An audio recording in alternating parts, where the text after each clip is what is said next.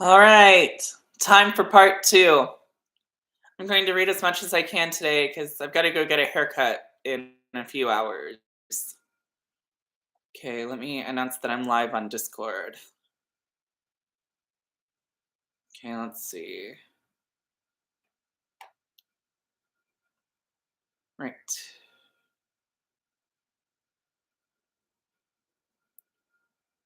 All right. Gotta go send my.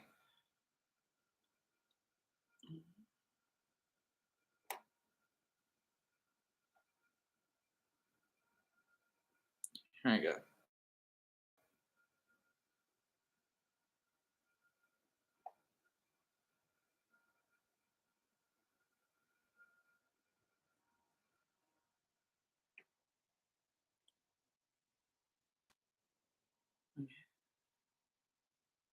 It's gotta make the official announcement.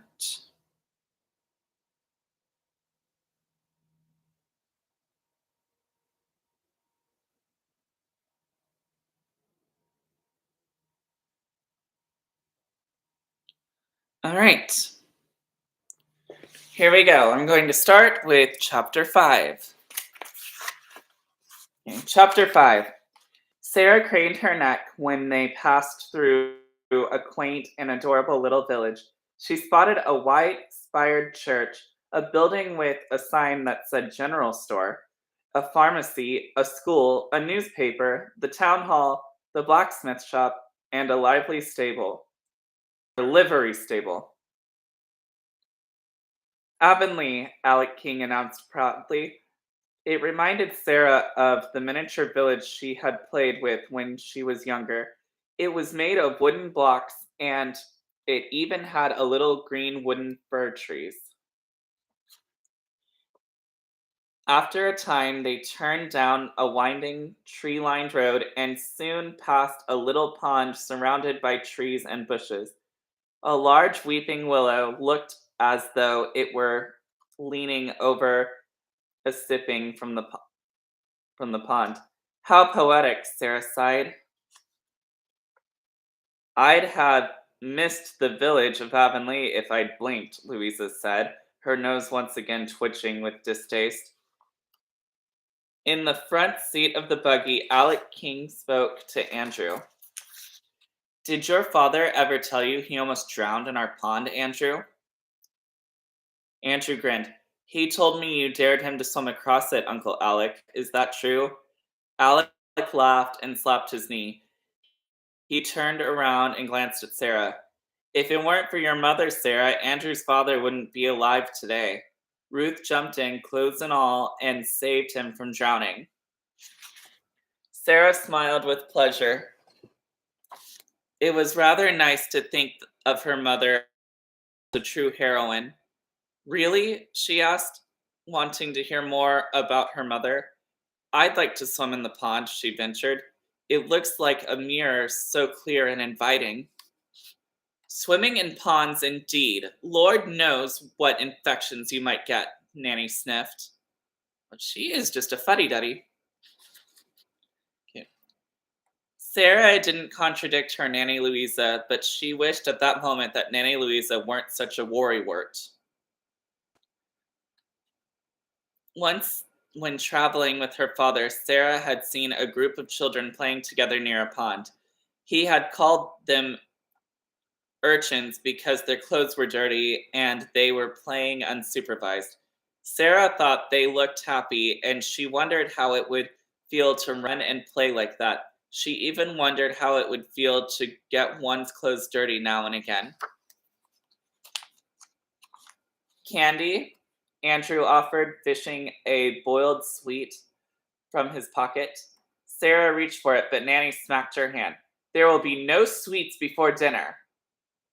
What a blah blah. Okay. Sarah withdrew her hand quickly. Nanny's smacks never really hurt. They were just reminders. Sarah took one last look at the pond before it disappeared from sight. A breeze rustled through the trees and over the slopping hills. I mean, sloping hills? Slopping hills? Sloping hills. The tall grass seemed to be waving, and few ripples crossed the pond's surface. The breeze gently touched the willow which shuddered. I always imagined Mama buried near a pond that looked just like that one. As a matter of fact, your mother's buried not far from here. The King plot is just over that hill. Alec King pointed to a rolling hill lush with wildflowers. Just think, Nanny, that this is the very same road Mama used to walk along. And look at the trees. I'm going to climb every one of them tomorrow. There will be no climbing of trees. Ladies do not climb trees, Nanny said, shaking her long finger. Sarah's eyes lingered on the trees a moment longer. There were so many things she had never done, things she wanted to do. As her mind wandered, the buggy clattered to a halt in front of a white farmhouse with a wide veranda. Well, here it is, Alec King announced. Welcome to the King Farm. He grinned and pointed down the road. Rose Cottage is up the end of this road. Hetty and Olivia live there. He turned and looked at Sarah and Andrew. Olivia and Hetty King are my sisters and your aunts. Alec King climbed down from the buggy and Andrew followed. Alec turned and lifted Sarah down and then Nanny Louisa. Sarah clasped her hands together and she looked up at the house. It's so sweet and small. It looks just like my dollhouse. Sarah never dreamed she might be insulting anyone, but unbeknownst to her, her cousin Felicity King had overheard just rounding the house. Felicity had stopped behind the bushes when the buggy drove up. So small and cute, Felicity mimicked. What was she expecting? A palace? Oh my gosh. Okay. This chair's so uncomfortable sometimes. In response to Sarah's comment, Nanny Louisa only whispered, It looks comfortable enough. Then she addressed Alec King imperiously. Please see to the bags. Plenty of time, Alec muttered. This woman seemed to think she was Queen of Sheba and in command of thousands of slaves. Well, he decided Janet would deal with her. There would be plenty of time after dinner to tell the stuck-up nanny that there was no room here. In fact, it had already been decided that Sarah would stay at Rose Cottage with Olivia and Hetty. He almost smiled. Mixing the arrogant Nanny Louisa with his authoritative sister Hetty should result in quite an explosive event. We're home, Alec King called out loudly. Alec's wife Janet opened the front door and smiled, wiping her hands on her crisp, spotless apron. Behind her stood 3 children. Goodness, come in, she invited. Alec and the 3 new arrivals stepped inside. Janet looked at Nanny Louisa with curiosity. Hello, she ventured. Excuse me, but who are you? Miss Louisa J. Banks. I presume you're Janet King. Still puzzled, Janet nodded. Nanny Louisa simply pushed by her into the main sitting room. Andrew and Sarah followed in her wake, as did the other children. Who's that woman? Janet whispered urgently to her husband. She thinks she's royalty, but she's only Sarah's nanny. She also thinks she's staying. Where in creation did she get that idea? I hope you made it clear we don't have room. Oh, the gall of that Blair Stanley. He hasn't changed a bit, Janet fumed. When he wrote to Hetty and Olivia about Sarah, he never mentioned a nanny. Not now, Janet. Sarah might hear you. Come on, we'll straighten everything out after dinner. Janet nodded and they followed the others into the sitting room. Well, now, Alec King said, looking about, it's time for introductions all around. This is Felicity, Cecily, and Felix. And these, my children, are your cousins, Andrew King and Sarah Stanley. Okay, fun fact. In the show, Felix is played by Zachary Bennett, and he's the brother of Sophie Bennett, or Sophie Maud, as she's known on YouTube. And she was the star of Saddle Club. So that's funny. So Felix is the brother of the girl from the Saddle Club.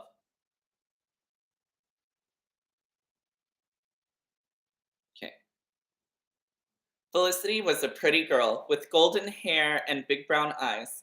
Her younger sister Cecily had long waist-length blonde braids and a sweet face. Felix was round-faced and looked mischievous. Sarah couldn't help but notice that the three of them stood close together, as if they didn't want anyone to enter their circle. Sarah followed Andrew's lead and stiffly shook hands with each of her King cousins. I hope you'll become good friends, Janet King was saying, but Sarah wasn't sure. Felicity smirked at her and looked none too friendly. As for Felix, well, Felix made a face.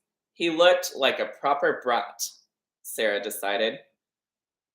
Felicity, Sarah soon learned, was 13 and a half, and Felix, who seemed like a top that never stopped spinning, was 11. Cecily was 10 and really seemed as sweet as she looked. We're having lamb for dinner, Cecily announced. You can sit next to me, Sarah. We have to we have to wash first, Nanny Louisa interjected. I suppose you do have indoor facilities, don't you? Janet King shot her husband an angry look. Just off the corridor, she answered briskly. Sarah looked at all their faces and felt uneasy. They didn't seem at all happy to see her.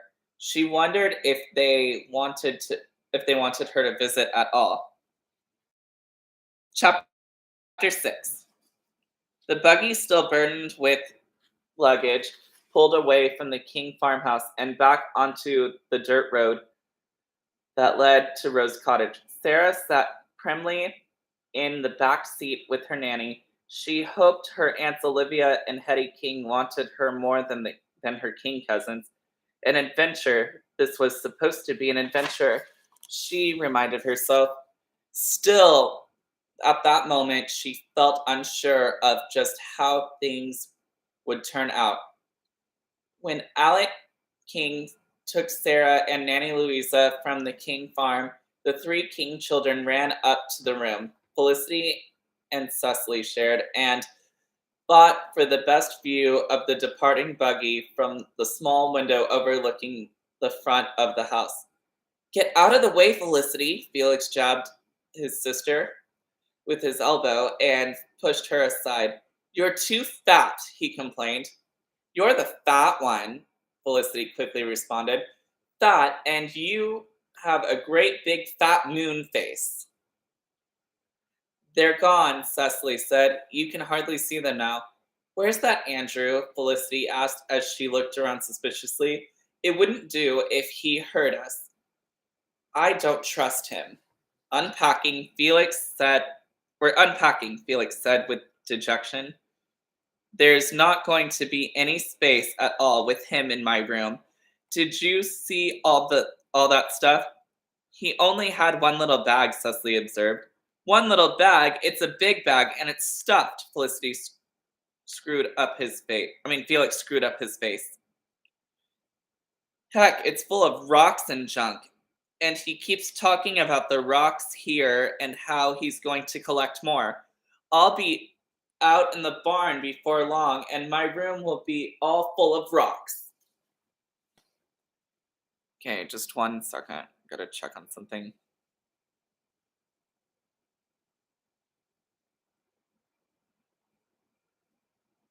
Okay. All right, 2.5 hours before I have to go get my hair cut. Okay. And Biggest will be your head, Felicity giggled at her own joke. Then she danced around the room, hands on her hips. So sweet and small. Felicity again mimicked Sarah. Who does Miss La Di Da think she is anyway? We hardly know her. Cecily's voice was soft.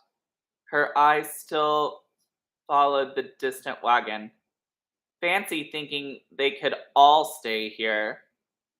Felicity ignored her younger sister.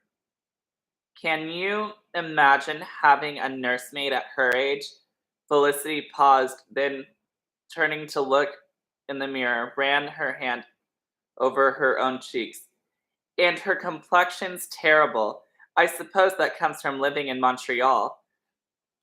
I've heard the air is so dreadful there. We have pure air. You're being mean, Cecily watched her sister. I like Sarah, and I think Andrew is quite handsome. Oh, Cecily, you would say something like that. You'd think anyone was handsome, and they are next to Felix, she teased. Okay, Andrew's your cousin, Cecily. Okay, anyway. Well, he's your first cousin. Okay. Look who's talking, Felix made a face. No matter, Sarah Stanley certainly isn't pretty. Then Felicity burst out laughing. That hat she had on was horrible. She looked as if she was going to fall over and take off in the wind. She's not pretty because she looks like you, Felix snapped. He always tried to better his sister, but somehow never quite succeeded. Felicity made a face at him. I wonder what will happen when that Nanny Louisa meets Aunt Hetty, Cecily ventured. Fireworks like on Victoria Day. Skyrockets. Felix rolled his eyes, then slapped his hands together. Imagine her telling Sarah she couldn't drink tea made with pond water. Imagine if we had indoor facilities. Felicity flounced down on her bed. What did that old woman say when Mama told her she had to go to Rose Cottage? Oh, yes. We are not flotsam and jetsam to be moved about at will. Sarah shouldn't even be out in the evening air. It'll be a mercy if she doesn't catch her death of cold. Can you imagine? I feel sorry for Sarah, Cecily said, sitting down on her own bed. She hasn't got a mother, and her father's in some kind of trouble, and her nurse does seem strict. So she and Andrew have come to make us miserable, Felix concluded. The door opened just then, and Janet King stepped into the room. I thought I might find you three in here. Felix, go right to the bathroom and scrub yourself clean. She turned to her daughters. And when he's finished, you two do the same. It's time you were all in bed. Felix did not hesitate. He darted away before his mother mentioned evening prayers or the never ending need to practice his spelling. I wonder how it's going at Rose Cottage, Felicity said, smirking. Janet suppressed a smile. The meeting of Miss Louisa J. Banks and Miss Hetty King was something she too was sorry to miss. At that moment, the buggy halted in front of Rose Cottage. It was smaller than the farmhouse, but it had sloping eaves, window boxes filled with flowers, and a lovely porch. It looked cozy and comfortable. It looked as a cottage should, nestled among the trees. The first person Sarah saw was a tall, thin woman wearing a dark skirt and a severely tailored blouse. Her hair was pulled back so tight that not a single strand escaped. She had a long, narrow face with with prominent cheekbones and sharp dark eyes. She did not smile in greeting, but instead stood straight as a rod, holding a broom in one hand and looking as starched as her blouse. After a moment, she stepped off the porch onto the steps. She craned her long neck and called out sharply, "Peter Craig, where are you?" Then she took several long strides towards the buggy. Hired boys are more trouble than they're worth. Before introductions, before a word from anyone, a young man raced round the corner breathlessly. "Sorry, Miss King, I was helping Miss Olivia with the chickens." "So long as you weren't helping yourself to the chickens." She looked down her nose at him. "See those bags on the buggy? Well, bring them in the house immediately. Hurry up now. There's a chill in the air." Sarah smiled at the boy and he smiled back, but clearly afraid of Miss King, he hurried about, following her orders. Alec climbed down to assist Sarah and Nanny Louisa. Miss King stared hard at her, and for a moment Sarah felt like an insect on a pin. "So, this is Ruth's daughter," Hetty King said over the top of Sarah's head to Alec. "From what I can see in this light, there's certainly more Stanley in that face than King." Wow, what a bitch. Oh, okay. Sorry, I didn't mean to say that, but yeah. Okay. Then Sarah felt Hetty's bony hand on her shoulder, and she looked up into her aunt's eyes. "Well, Sarah, that is your name, isn't it? Since there wasn't room for you at the King farm, your father should be very grateful that Olivia and I agreed to take you in. We've put ourselves out more than he ever did for us. Mind you, I don't expect a thank you." Sarah stared into Hetty King's face defiantly. Why was she saying such things about her father? Before she could speak, Hetty turned to Nanny Louisa. "And who might you be, madam?" "My dear woman, I am Louisa J. Banks. Sarah Stanley's is in my charge." Hetty scowled. "Not anymore. She's our charge now. We were not expecting you, so I'm sure you won't mind if Alec King escorts you to the rooming house in Avonlea. I assure you, you will be comfortable enough there until arrangements can be made for your return to Montreal." Nanny Louisa stiffened like a board. "Pardon me, Miss King. I have been Sarah's nanny since she was a babe in my arms. I was her father's nanny as well. I certainly have no intention of leaving Sarah." Hetty arched her brow. "My good woman, this is not a hotel," she snapped. With that, she turned abruptly and stomped up the steps, across the porch and into the house. The others followed. They were standing awkwardly in the sitting room when Olivia King hurried in through the back door. She wasted not a second going directly to her niece. "Sarah!" Olivia bent and hugged Sarah warmly. "Oh, Sarah, let me look at you. You're the very image of our sister Ruth." Sarah looked up into her Aunt Olivia's soft eyes. She appeared just as she did in the picture she'd, she'd sent last Christmas. "I'm glad to meet you," Sarah managed.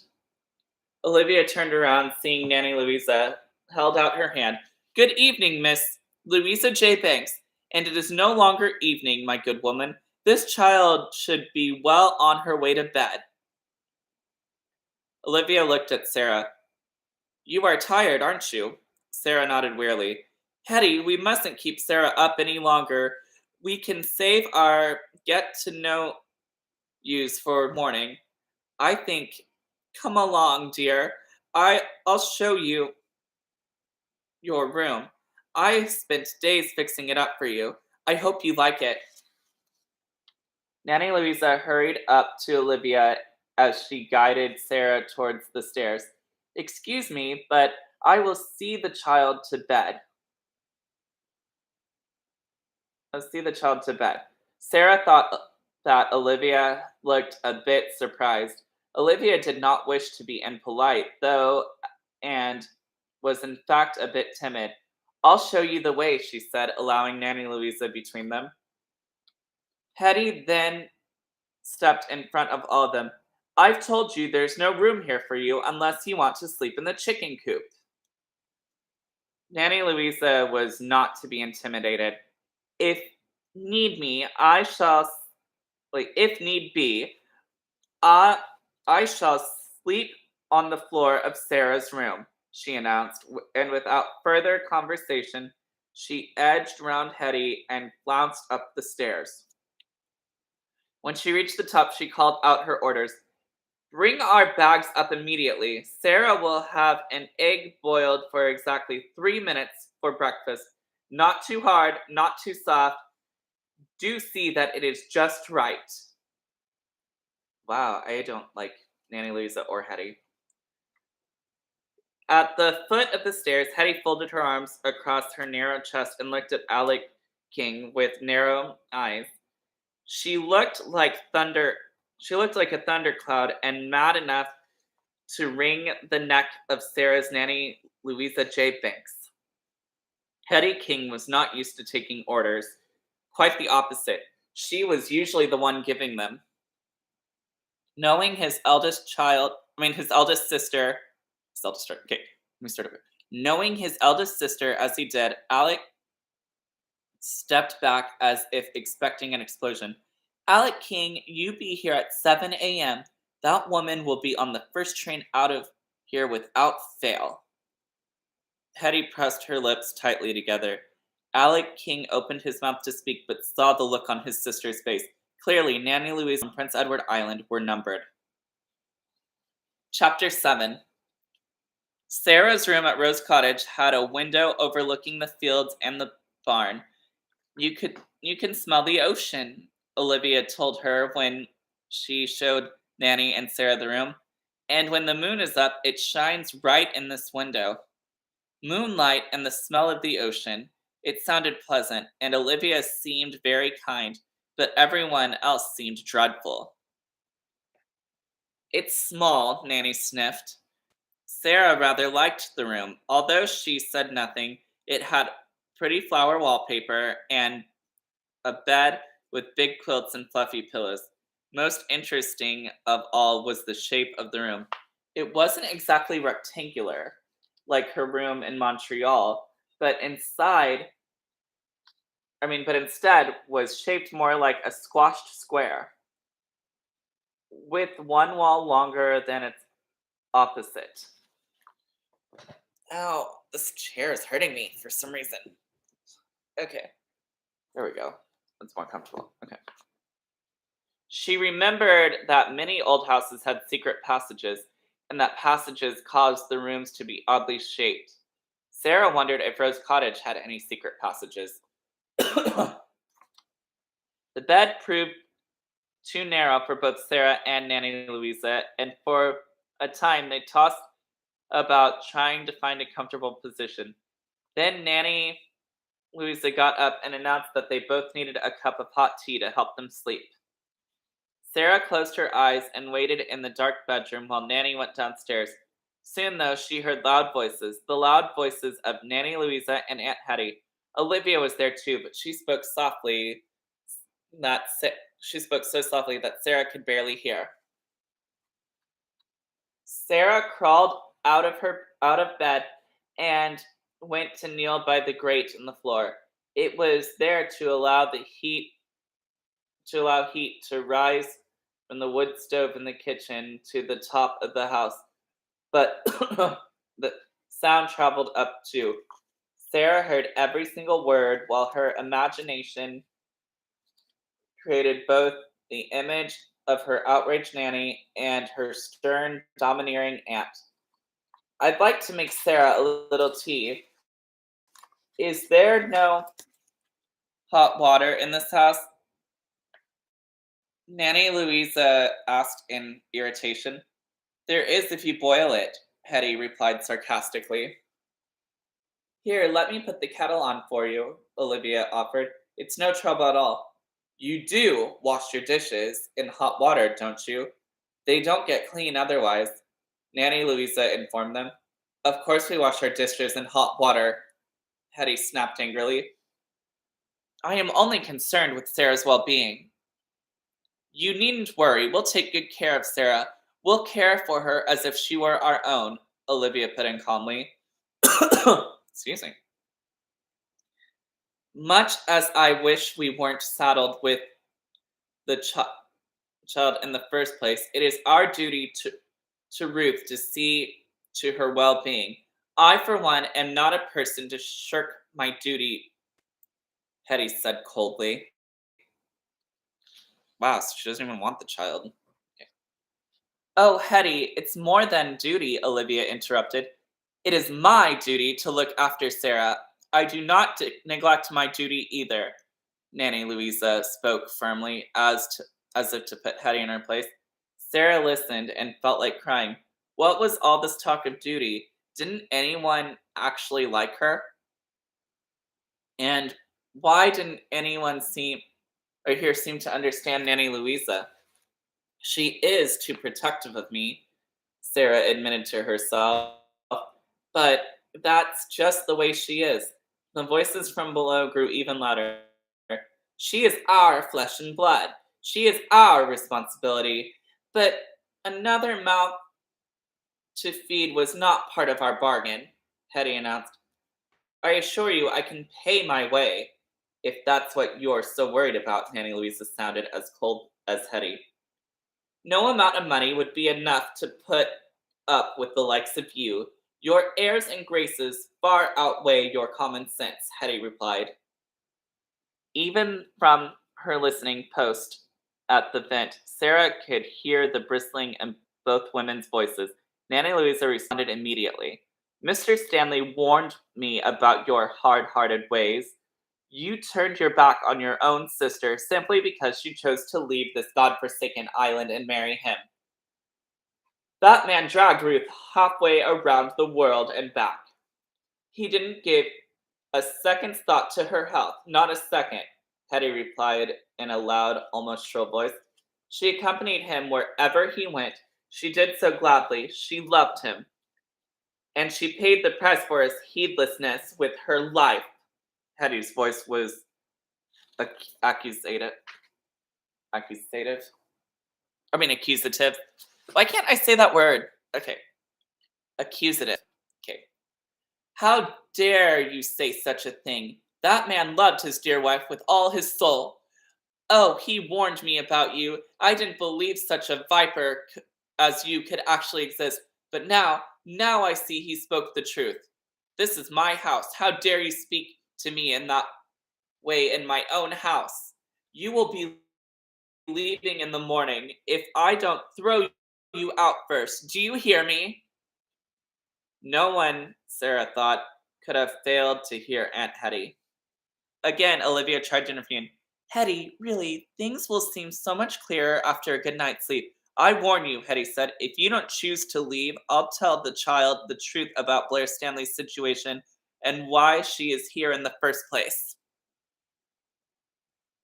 At Hetty's words, a chill passed right through Sarah. Sarah listened even harder to the dreadful argument below. Something was wrong, something terrible. What do you mean, situation? Nanny Louise asked. You know exactly what I mean, Hetty replied. He has a little financial matter to clear up, that's all, Nanny Louise insisted. Little financial matter? My auntie. Where do you think we are? Prince Edward Island may be an island, but it's not another world. We're still washed by Blair Stanley's sins. We're still left in the inn to pick up the pieces. I don't know what you mean, Louisa stuttered. Well, let me read from the Charlottetown. Yeah, Charlottetown. Let me read from the Charlottetown paper. Then, embezzlement, scandal rocks Stanley Imports of Montreal. Chairman Blair Stanley arrested for theft. Hetty turned on Nanny Louisa. So it's up to you, isn't it? Do you want Sarah to have to face that scandal, or would you rather leave Avonlea quietly and quickly? Nanny Louisa didn't answer. Instead, she turned on her heel and stomped out of the kitchen. At the sound of her footsteps on the stairs, Sarah hurried back to bed and scrambled under the covers. She closed her eyes and pretended to be asleep, even though her eyes had filled with tears. Papa was in some terrible trouble, and her mother's family didn't want her. Nanny Louisa came in and quickly took off her robe, muttering and mumbling the whole time. I won't spend another night with that dreadful woman, she vowed. At that, Sarah sat bolt upright in bed. You won't leave me here with her, she asked in tears running she asked, tears running down her face. Of course not, Nanny Louisa answered. Then she turned toward Sarah, her face stricken. You heard, didn't you? Sarah nodded. There was no use lying. Everything? Yes, everything. Nanny Louisa, was the newspaper telling the truth? Louisa shook her head empathetically. No, newspapers never tell the whole truth, Sarah dear. Nanny Louisa got into bed. Go to sleep, Sarah. Tomorrow is going to be a busy day, a very busy day, and we'll have to get up very early when the first chicken crows. We'll take our luggage and walk into town, and we'll get a ride to the station.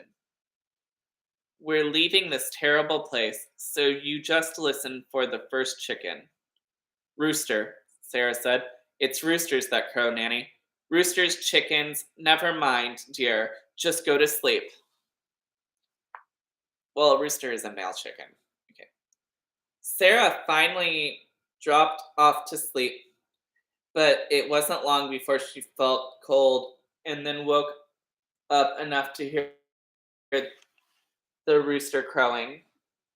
The cold she felt was from the breeze that blows just before dawn, just as the sun appears on the ocean's horizon. I almost said horrible. The ocean's horizon. Still sleepy, Sarah jostled Nanny Louisa, and silently and as quickly as possible, they dressed, packed their bags, and tiptoed downstairs. On second thought, Nanny Louisa said as they reached the front porch, we'll send for our bags later. Just leave them here. We can make better time without them. That's a good idea, Sarah agreed. It certainly would have been folly to try to carry them. They could walk much faster without them. They started out plodding down the road. Sarah was rather sad to leave before she'd seen the orchard or had the opportunity to swim in the pond or even run along the sand beach. But it was impossible. Aunt Hetty was a dreadful woman, and as nice as Aunt Olivia seemed, she couldn't make up for Hetty's nastiness. Besides, no one here except Olivia likes me, Sarah thought. Felicity seemed priggish, and Felix was a wretched little boy. Cecily was sweet, like Aunt Olivia, and Uncle Alec and Aunt Janet seemed all right. But even they didn't really seem to want her there. After all was said and done, although it all came back to Hetty, she hates Papa, Sarah said under her breath, and I'm some sort of terrible burden for her. What? Nanny Louisa asked. I said Aunt Hetty hates Papa, but Nanny Louisa wasn't paying any attention because she saw that a buggy was quickly coming down the road behind them. Oh, what now? Nanny Louisa asked as she halted in her march down the dirt road to Avonlea. The buggy caught up to them, driven by Uncle Alec. Morning, Miss Banks. May I ask what you're up to? Would you be so kind as to lend us your assistance in going to the main rail station, Mr. King? Alec's face clouded over. Now, Miss Banks, I can't do that. Sarah's been placed in our custody. We're responsible for her, and you must not interfere. This is a family matter. My throat hurts. I might have to go get some water in a minute. At his words, Sarah felt a chill. I would sooner leave Sarah with a nest of rattlesnakes than leave her here, Mr. King. A very serious expression then covered Alec King's face. Please be reasonable and understand the predicament you will cause if Nanny Louisa stomped her foot. If you won't take us to the station, then we'll just have to walk. Oh, no, you won't, said Hetty King, who had suddenly appeared behind them. Sarah had a sinking feeling in her stomach. Hetty wasn't alone. She had a man with her, a most disheveled and untidy man, who looked as if he'd just been pulled from his bed. You see, Hetty said, speaking to the strange man, I knew she'd tried to take Sarah with her. We've caught you red-handed. Constable Jeffries, do your duty. Then for good measure, Hetty turned and looked at Nanny Louisa hatefully and said, You have to get up mighty early in the morning to put one over on me, Miss Louisa J. Banks, or whatever your name is. I went to get the constable before you even opened your eyes. Then Mr. Abner Jeffries Banks. Nanny Louisa tossed her head in defiance. I am. I'm the chief constable of Avonlea. It appears we have a slight problem. This is not a slight problem, Abner, Hetty interjected. This is a clear-cut case of kidnapping. Kidnapping? Louisa said, looking aghast. Are you mad? Aunt Hetty waved a bit of paper in the air. I received this telegram from Sarah Stanley's father, Blair Stanley. It clearly states that we Kings are to be entrusted with the care of this child who stands before you. It is right here in black and white. Mr. Jeffries then took a step forward towards Louisa. Miss King here has proof, he said slowly, in the form of the aforementioned telegram. It does say that this child is to be left here with her mother's sisters. So it is my duty as a humble representative of the court of the law of Prince Edward Island to ask you to get on with it, Abner. Don't be such an old windbag, Hetty said impatiently. You have to leave, Abner announced. I'm not leaving without Sarah, Nanny Louisa stubbornly. Olivia came running up. She was wearing her heavy bathrobe, and her long auburn hair fell loose, tumbling over her shoulders. What's going on? She asked anxiously. Don't put Sarah in the middle, Uncle Alec warned Hetty. Stay out of this, Alec. This person is simply an employee of Blair Stanley. She was entrusted only with the child's safe delivery to our door. And as you can plainly see, she is about to spirit her away. I want this woman off my land and off this island. Hetty paid no attention to anyone, Sarah thought bitterly. She even turned on her own brother. I am seeing Sarah safely back to her father, Louisa protested vigorously, because you're not fit to look after a dog, let alone a child. Hetty's face turned bright red, and she almost choked with anger. Oh, and I suppose a household where her father is under arrest for common thievery is a healthier environment for a child than Avonlea, she hissed. That is not true, Sarah cried out. Then she doubled her fists in anger. How dare you say that thing about my father? Alex straightened up. Hetty, be reasonable. She is only here for a visit. A visit indeed. Her father's going to jail. She'll be here till the cows come home. Sarah clenched her fist even harder and stomped her foot. You're a pinch-faced, mean-mouthed old woman, and I won't listen to you. Hetty shot Louisa a cold, hard look. So that's how you let children behave in Montreal, is it? Well, a week in my care will take her down a peg or two. Abner Jeffries took Louisa's arms.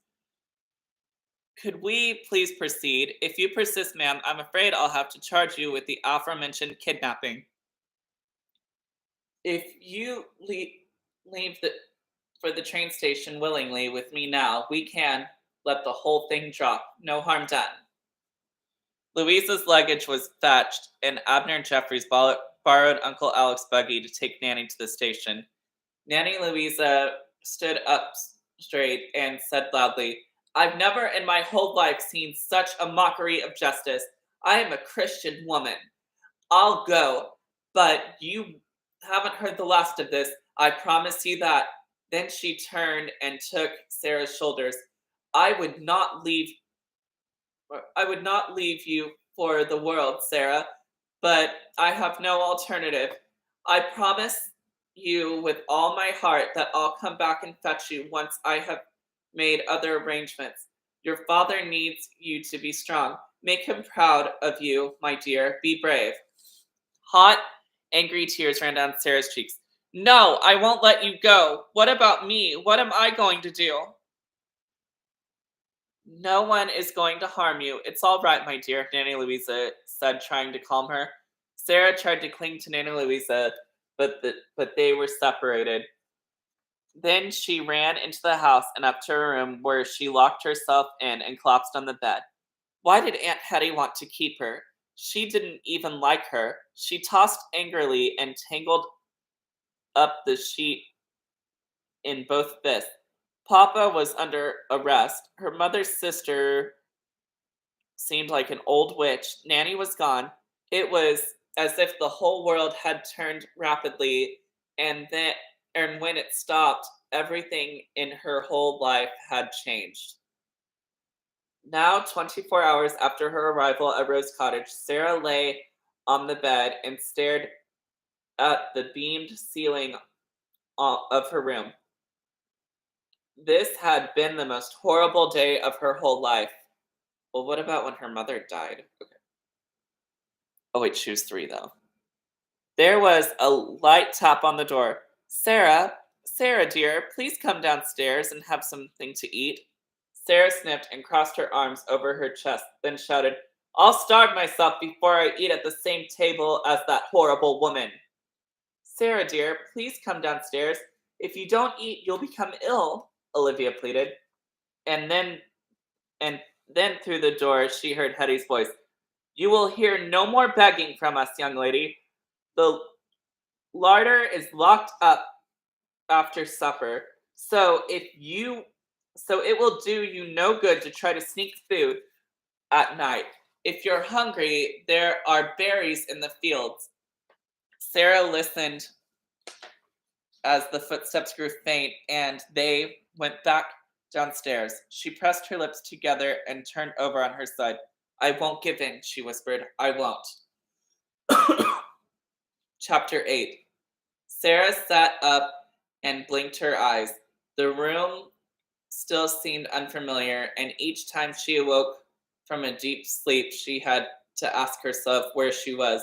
In the pinkish pre-dawn light, she could make out the oak dresser and the wooden washstand, which held a white crockery pitcher and bowl because there was no running water on the second floor. On either side of the wooden washstand's flat surface, there was a towel rack, and underneath was a shelf with extra towels and washcloths and white dish that held a bar of soap. Wow, these are run-on sentences. Okay. There was a little desk against the wall, and on it was a green-shaped banker's lamp for studying in the winter, and when it was dark by 4:30.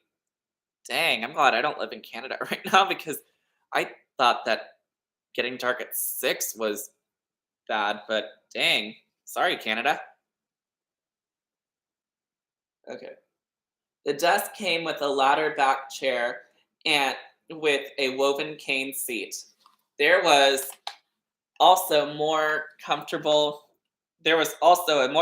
chair that sat by the window. It was covered in a yellow flowered chintz material that matched the curtains. Olivia had decorated and prepared this room. Sarah thought a little guiltily. It wasn't as grand as her room at home, but it was cozy, and had she not been so miserable she imagined she might have found it cheerful. Sarah liked her Aunt Olivia. Certainly, she could not blame Olivia for Hetty's hateful actions and harsh words. Olivia was an angel, and Hetty was an old witch. Sarah shivered and pulled the quilt up around her. She wondered if her mother had used this hand-stitched quilt, or perhaps even helped to make it. After a few minutes, she rubbed her eyes, which were full of sand because she'd been crying.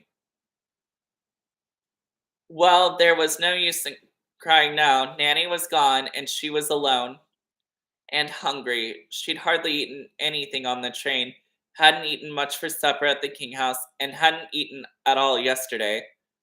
No matter how hungry I am now or hungry I get, I won't eat at the table with that woman, Sarah vowed. She frowned and thought, Hetty had said there were berries. There was an orchard, too. Perhaps some of the apples were ripe. The more Sarah thought about sweet berries and a ripe, juicy apple, the more aware she became of the hunger pangs in her stomach. She would pretend she was Robinson Crusoe stranded on a desert isle. She would have to find her own food. I'll make a game of it, she thought. This, after all, is the very first time I've ever had to provide for myself. A little dramatic. For a long moment, Sarah sat in bed with the covers up to her chin while she planned every move. It was imperative to dress quickly so as not to get a chill. It was equally imperative to be absolutely silent so as not to wake Aunt Hetty. I will not give her the satisfaction of knowing how hungry I really am, Sarah determined. She looked about the room and wished she had laid out her clothes. Goodness, it was only late August, but it was cold. Who could have suspected it would be this cold early in the morning? Of course, she had not taken the ocean into consideration. It was always damper and colder by the ocean. Still in bed, Sarah looked around the room until she had found all her garments. Then she sprang from the bed and hurriedly pulled up on her bloomers, vests, and underskirts. Next, she put on her long stockings. Last, she pulled on her dress and apron. She rummaged through her bag for her shawl, thinking she would only need it until the sun was high in the sky and had warmed the air. Now dressed, Sarah opened the door of her room ever so carefully so the door wouldn't squeak. Shoes in hand, Sarah tiptoed down the semi-dark corridor, then down the winding staircase. As she passed through the dark kitchen, she paused only to take a small cup from the dish rack.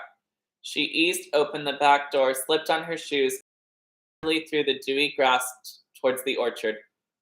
Halfway to the beckoning trees, Sarah stopped, having spied some wild berries. She then examined them carefully, but passed them up because she didn't know what kind they were. Then she saw growing close to the ground on the side of the hill tiny clusters of wild blueberries. Quickly, she filled her cup, and her mouth then continued up the hill towards the orchard. The cherry trees were barren, and most of the apples were not yet ripe, but she found 2 pears, and she stuffed them in her pockets of her apron for later. Then she left the orchard and headed for the King family plot. It took her only a few moments to find her mother's grave. Looking about, she quickly gathered a bouquet of flowers, then arranged them on the... Here's the picture that keeps falling out. Then arranged them on the damp grass in front of her mother's gravestone. She bent down and read the words etched in the granite. Ruth King Stanley, 1871 to 1893, beloved daughter of Abraham King, wife of Blair Stanley, and mother of Sarah. She loved this fair island in life and in death. They shall not be separated. As Sarah read the inscriptions, tears formed in her eyes. The sun was coming up now, and the sky over the shimmering sea was bright pink. Birds had begun to sing, and the grass smelled sweet in the early morning dampness. Oh, Mama, I know you how you could have loved that. I know how you could love this place, Sarah said aloud.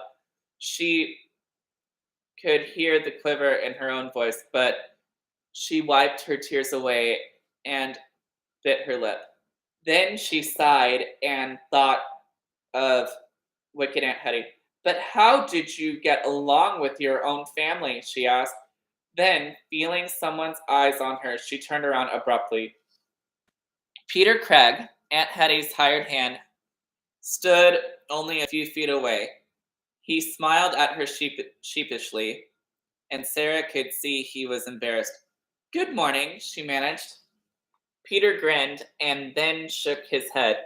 I thought you were Felicity King, but then I didn't really think she'd be here kneeling in the dirt, especially especially so early in the morning. Felicity likes to sleep till the sun is high in the sky. This is my mother's grave, Sarah said. Peter nodded his head. It's the King family plot. I wish I had a fancy private graveyard. My family's always been buried just anywhere they happen to die. Oh, that's sad. Peter paused and scratched his head. You know your Aunt Olivia seems pretty unhappy these days. Sarah pressed her lips together. Well, she won't be unhappy long because I'll be leaving quite soon. You haven't had any letters from home yet. Of course, you haven't been here long. How do you know about what letters I have or have not received? Peter laughed an easy, natural laugh. Everyone knows everything about everyone here in Avonlea. Sarah didn't answer. She just looked at Peter Craig, who she decided was probably 14 or thereabouts. He was tall and slim and tanned from the summer sun. You'll like this place once you get used to it. I don't want to get used to it. I want to go home. Well, maybe, just maybe, if you gave it a chance. Do you want me to show you around? You might as well know where you're going since you're gonna be here for a while. Come on, hey, I'll race you to the pond. He grinned again, this time a challenging grin. Unless you city folk can't run.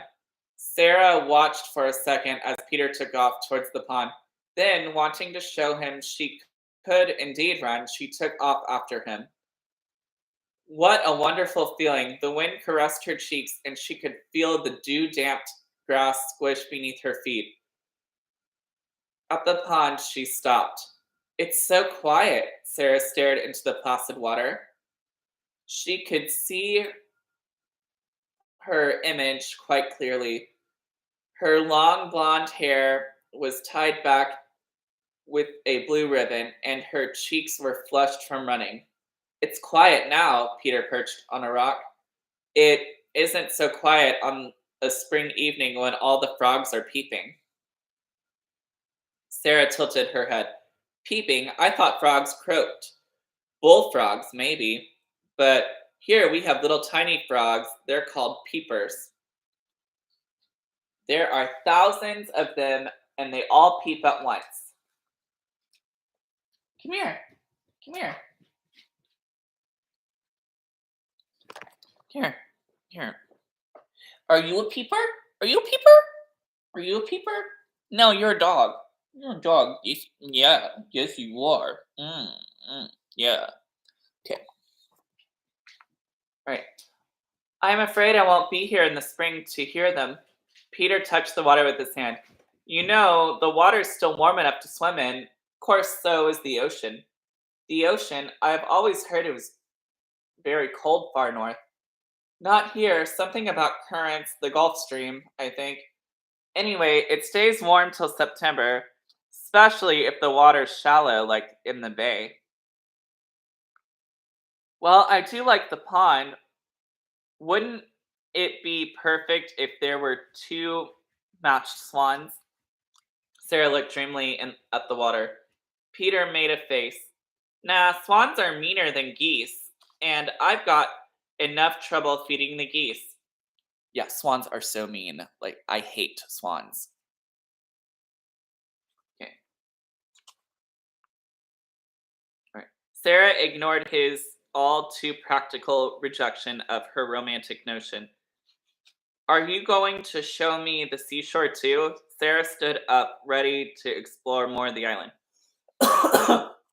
Sure, come on. Perhaps we can find some seashells. Maybe, you know what? I've got a seashell, a big one. You can hold it in your you can hold it to your ear and hear the ocean roar. Really?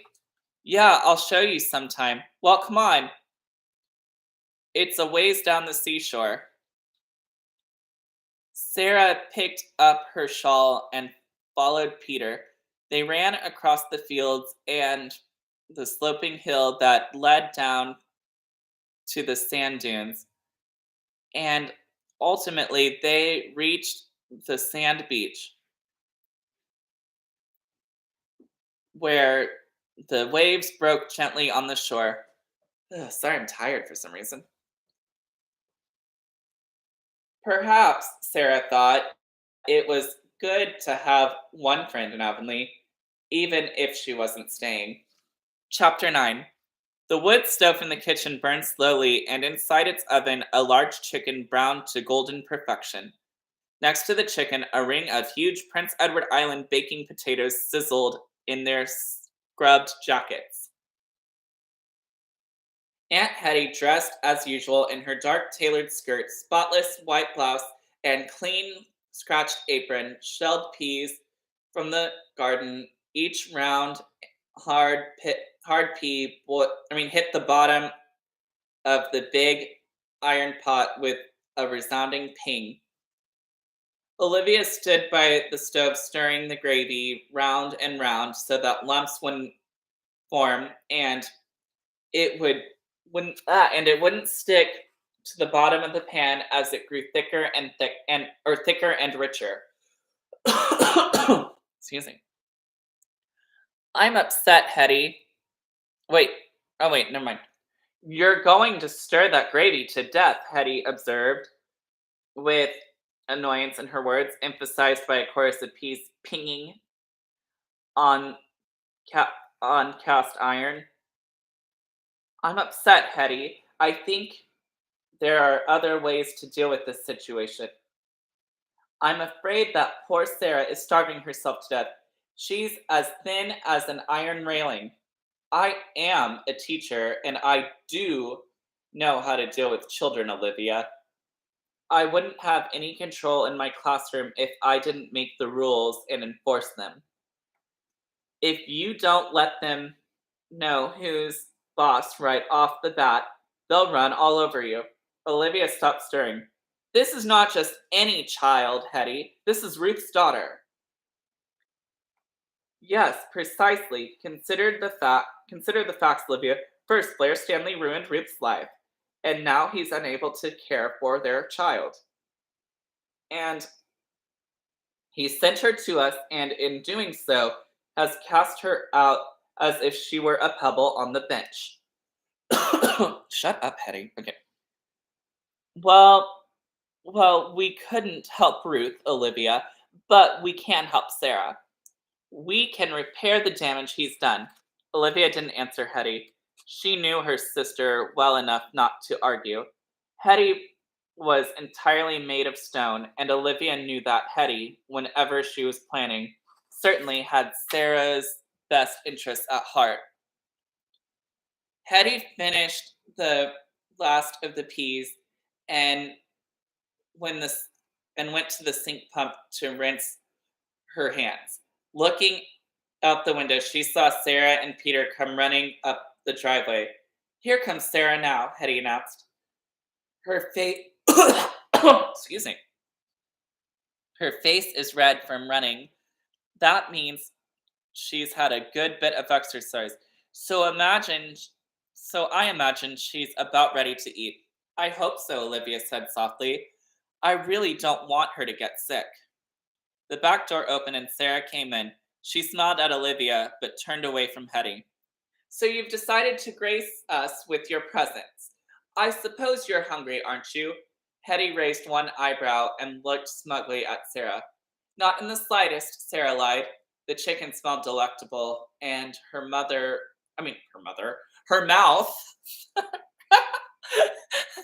okay, and her mouth watered at the thought of potatoes with hot chicken gravy, warm rolls, peas and milk. Okay, peas and milk, though, gross.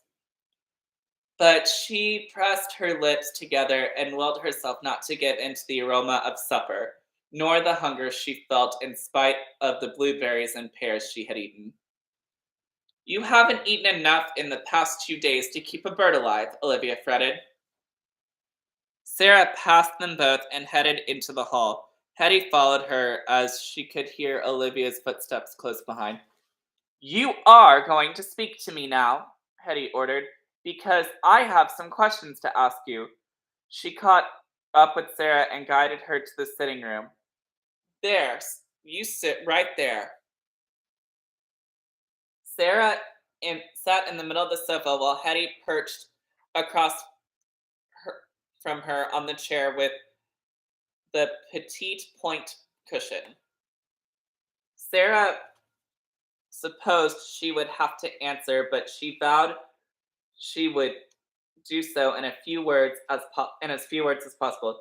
She wouldn't look at Hetty either. She picked up a book and pretended to read it. Hetty leaned over and snatched the book, slamming it closed. I expect your undivided attention, young lady. Sarah still refused to look at Hetty, but she glanced at Aunt Olivia, who hovered in the doorway looking distressed. Then Sarah dropped her eyes and stared at the tips of her shoes. No, you don't have to look at me, Hetty said in irritation. I know you are listening. Hetty took a deep breath. Now, Sarah Stanley, it is obvious to me that you have not had a proper upbringing and that my work is cut out for me. Like it or not, you are going to stay here in Avonlea. And like it or not, it is never too late to begin learning. First, you will not live a life of wanton luxury under this roof. You will have chores. Sarah looked up and frowned. Chores? Yes, chores. First, you will do the dishes each night, whether or not you eat. Second, you will keep your own room neat and tidy. You can begin by properly unpacking and hanging up your clothes. Third, you will have certain chores on the farm. There are eggs to collect, berries and apples to pick, herbs to gather, and sometimes you may have to do some milking. This, I warn you, is our busiest time of year. There isn't much time left before it gets cold. We're still canning, preserving, and salting and drying. There's plenty to keep your idle hands out of trouble. Sarah fairly glowered at her aunt.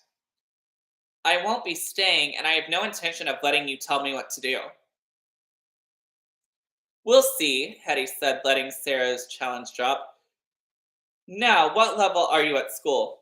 I don't go to school, Sarah responded somewhat arrogantly. That's preposterous, Aunt Hetty stammered. All children go to school.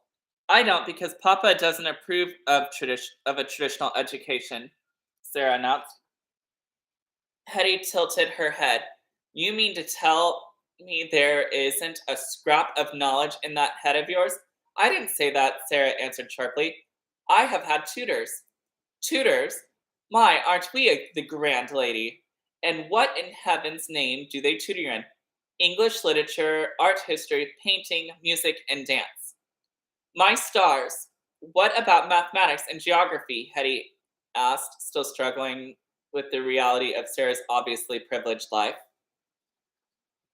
Papa has Papa says that traveling is the best way to study geography. I've been halfway around the world. I've even been down the Nile and I've seen the pyramids. How very fortunate.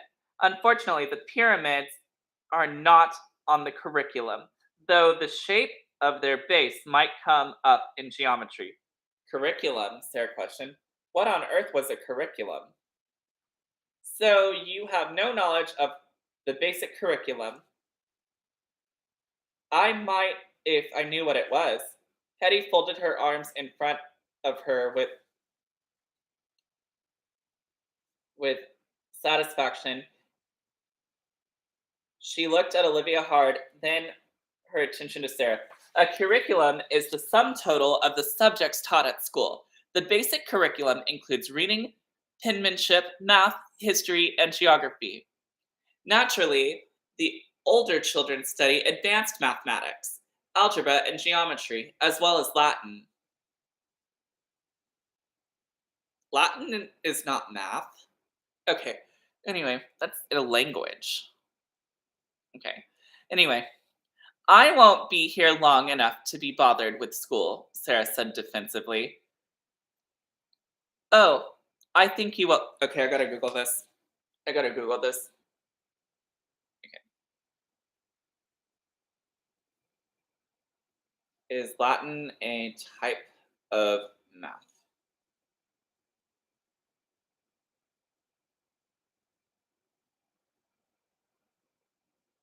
Okay.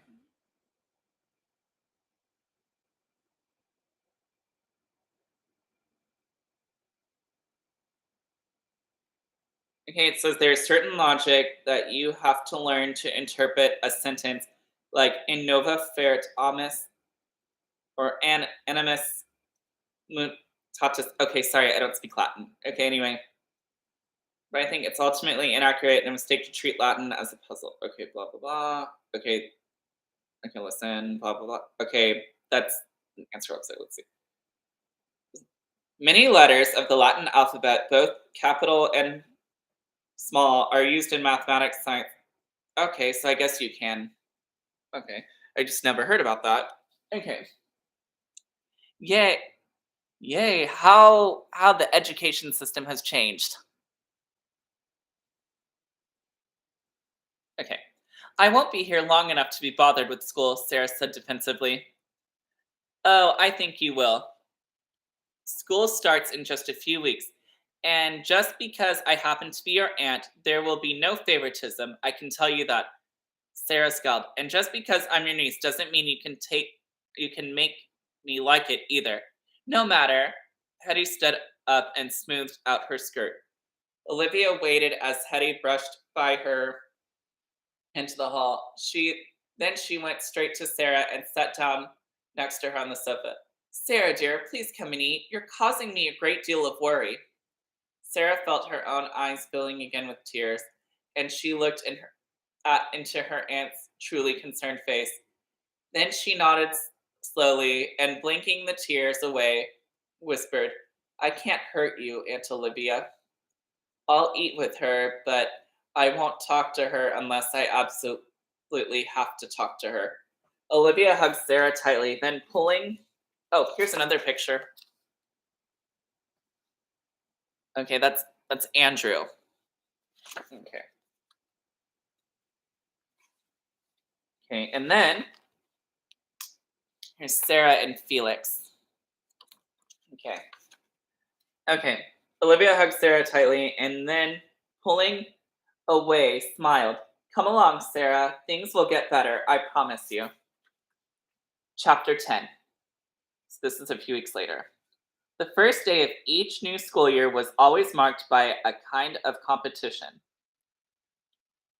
The boys all came scrubbed cleaner than new fallen snow and sporting recent haircuts. Each one carried an apple for the teacher, and each one strived to have the biggest, reddest, juiciest apple in the orchard. The girls competed to be the best dressed and groomed. Every girl put on her very best dress and wore her biggest and best ribbon, except Clemmy Ray. Clemmy Ray's mother was too strict to let Clemmy dress up. Janet King had always said, Clemmy's mother is so strict that her blood runs blue from pinching herself. Or that Clemmy Ray's mother is so strict that she makes Aunt Hetty look like a libertarian. Felicity King took the first day of school very seriously. She was, in her own humble opinion, always the best dressed. And why not? She spent weeks getting ready. As she headed towards the school, Felicity tossed her head just to feel her hair caress her neck. Last night, she'd done her long hair up in rags, and now she had 15 perfect corkscrew curls, all gathered up in an immense yellow bow. Her dress was yellow too, with big, deep ruffles. Over her dress, she wore her new white apron.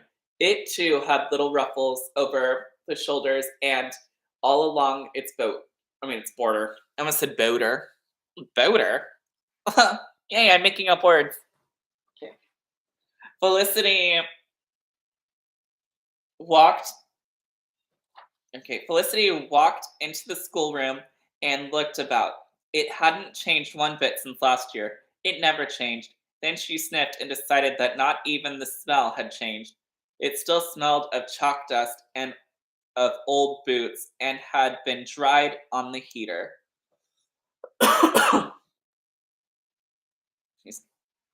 Okay, I gotta get some water real quick.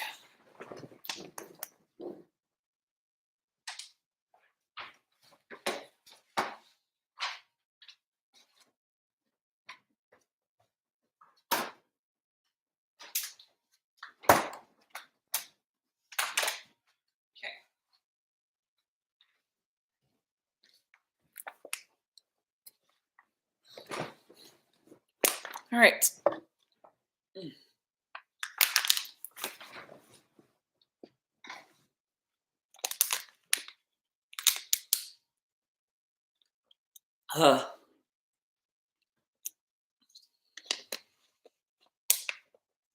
It's 10:47 where I am. I have a haircut at 12:30, so I don't know if I'll be able to finish this before the haircut, but if I don't, I'll finish it after the haircut. Okay.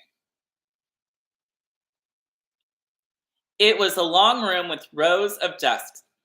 Each desk was attached to the desk before it, and each desk opened to reveal a roomy storage area which held a slate, chalk, and an eraser, a proper wooden pen with a metal nib, and a tiny jar of ink. Wow, this was the early 1900s. There was also one book, a Franklin reader. Soon, each of them would have one other book, a spanking new composition book with with a stiff cover that was printed to look like black marble. Aunt Hetty wouldn't pass them out right away, and when she did, they had to be cared for properly because they were used only for very special assignments.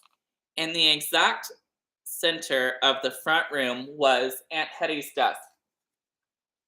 It had a big green blotter in the middle and a vase in one corner. Between two bookends were four big books, and behind the desk was a large chalkboard. Felicity turned around at the sound of others coming into the schoolroom. You're early, Clemmy Ray said, in what Felicity always thought was a mouse like voice. Clemmy Ray was a little older than Felicity's sister Cecily, but more of a baby. Clemmy Ray was as plain as vanilla pudding and plump, too. Felicity thought she was a crybaby as well, but then Felicity thought more charitably, who wouldn't cry if they had Clemmy's mother? She was not only strict, but the persistent woman in all of Avonlea. You must have run all the way. Excuse me. Felix said as he popped into the room. I know you just wanted to get here before Sarah. Did not. I don't care about Miss Sarah Stanley, Felicity answered sharply. Do so, Felix retorted, and he stuck out his tongue for good measure. Flies will get in your mouth and fly up and eat your brain. At least they would if you had a brain, Felicity said haughtily. Shut your mouth, Felix said sullenly. Shut yours, it's closer, Felicity returned.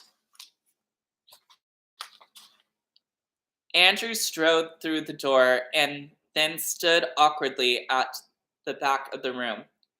He felt bigger than anyone previously. He had attended graded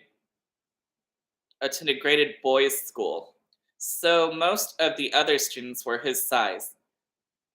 But this was a one-room school. All the students were different ages and sizes, mostly younger and smaller. Soon, others flooded into the room.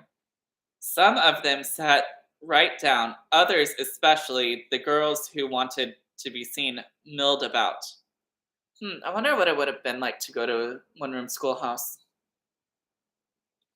Sarah appeared last. Felicity decided immediately that Sarah had been waiting in the grove of trees near the school for everyone else to arrive, so that she could make an entrance. Although Sarah's self-control allowed her to keep her composure, she was not enjoying the eager attention of her new schoolmates, as Felicity supposed. Sarah looked around and felt as if everyone were staring at her. It seemed clear no one liked her, but she held her head high and quickly slipped into a seat, wishing she could be invisible. Felicity flounced up. That's my desk. Do you mind? I'm sorry, Sarah said, sliding from behind the desk and she looked around for an empty place. This seat next to mine is empty, Cecily called out. Sarah sat down, smoothing her dress out and trying to ignore the comments of the others. But behind her, she heard one girl whisper, I heard her father's rich. And another girl leaned over and asked Felicity, my ma said all her clothes came from Paris. Is that true, Felicity? Felicity's face hardened and she replied in a voice Sarah could quite clearly hear, I wouldn't know. I'm sure. She is a distant relative and no concern of mine. Sarah considered replying, but just then Aunt Hetty swept into the room with a long pointer in hand. She tapped it loudly on the corner of her desk. Quiet, absolutely quiet, she demanded. Then, closing her eyes, she listened, waiting till it seemed as if everyone were holding their breath. Then she opened her eyes and scanned the students, settling on her young nephew. Felix King, you will lead us in the Lord's Prayer. Felix cleared his throat and began the prayer. Our Father who art in heaven, hallowed be thy name. There was a twitter around the room, but no one interrupted him. When he had finished, he opened his eyes to see Hetty was scowling at him. I know that since... Wait. Hetty's scowling at him. I know that since you were too young last year that this is the first time you've led the class in prayer, class in the morning prayer. But I really think you knew it. Felix, it is not Herod be thy name, it is hallowed be thy name. Hallowed, Felix muttered. I don't know what that means. But you know what Halloween is, don't you? Sure, it's when we get sweets. Everyone twittered again, but Hetty hit her pointer hard on the desk, and there was instant silence. It means sacred. It's, I suppose you know what sacred means. Felix nodded his head rapidly and secretly prayed he wouldn't have to actually explain it. Hetty did not pursue it. All rise, she commanded imperiously. Front and center, Felicity King. Felicity got up and came to the front of the room. You will lead us in God Save the King, Felicity. Stand up straight now, back straight. Hetty walked around and swiftly swatted Andrew across the seat of his pants with the pointer, as if you're at attention. Lazy bodies make for lazy minds. Posture and posture is a sign of proper deportment. When they were all standing like 10 soldiers in a row, she commanded Felicity, begin. When they finished and had sat down again, Hetty smiled. Class, I'd like you to say hello to Sarah Stanley and Andrew King. They are new to Avonlea, and I hope you will make them feel welcome and at home for the school year. Now, Sarah, can you recite the 2 times tables for me? Sarah stared at Hetty and felt her cheeks go hot as the rest of the class stared at her and then began to giggle. What she wondered was a time. What she wondered, what she wondered was the times table. Well, Sarah, don't stare at me as if you've lost your senses. I don't know what you mean, Sarah answered honestly. Hetty let out her breath and shook her head. Well, then I suppose you will have to sit with the younger children till you do know what I mean. Sarah started to gather up her books. If that's what you wish, she answered, feeling stubborn. Hetty's face looked like a thundercloud. Not only will you sit with the level 1 children, but you will stay after school and practice your times table until you do know them. Sarah tossed her head defiantly as she got up and changed seats. Hetty didn't even look at her. Andrew King, will you recite the 12 times tables, beginning with 12 times 6? Andrew stood up straight as he could. His face was beet red as he began. 12 times 6 is 62. 12 times 7 is 84. 12 times 8 is 96. 12 times 12 is 108. 12 times 10 is 120. 12 times 11 is 132. And 12 times 12 is 144. Hetty looked down her long nose at him. That's very good, Andrew. Sarah shifted uncomfortably in her chair. Times tables appeared to be nothing more than multiplied sums. Well, she thought, I won't be after school too long. Excuse me. It was nearly 5 o'clock. Okay, this is chapter 11 now. It was nearly 5 o'clock. The warm, friendly kitchen of Rose Cottage smelled of Olivia's freshly baked blueberry pie. On the stove, a slow cooking stew simmered in its own rich, thick gravy. They like gravy a lot. While loaves of home-baked bread and a platter of dinner rolls cooled on the counter.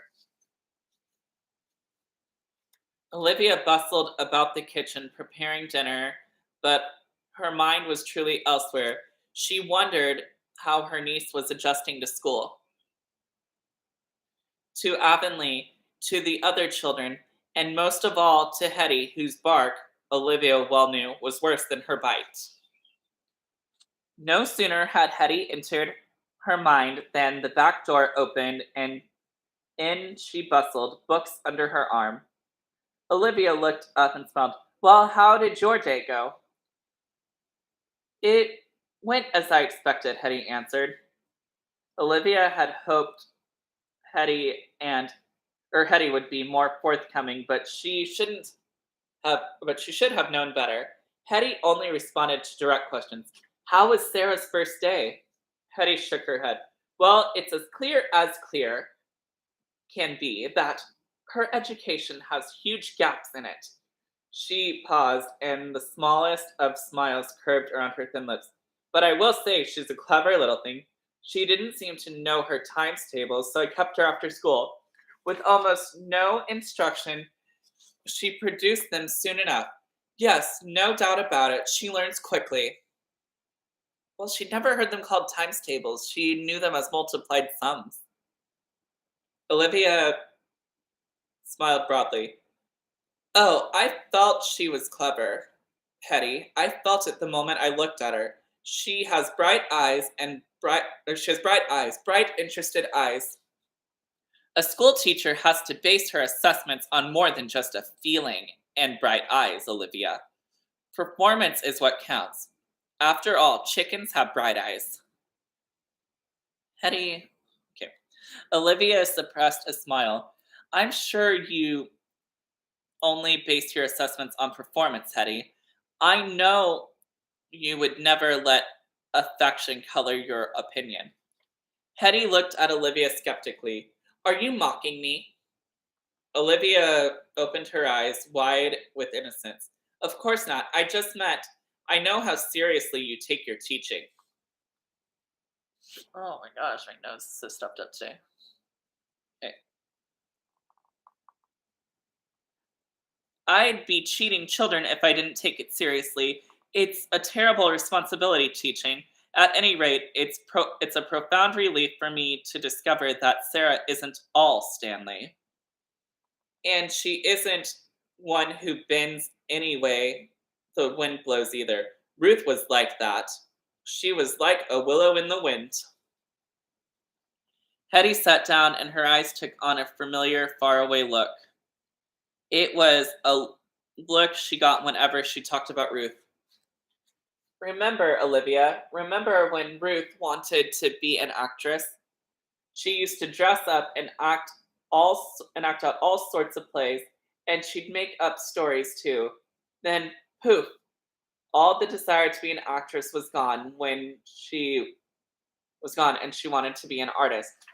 I remember when she used to sit down by the sea and paint. Hetty shook her head as if to dispel thoughts of her dead sister. And then poof, Blair Stanley appeared and she gave up everything for him. Everything. A willow in the wind. That's the way she was.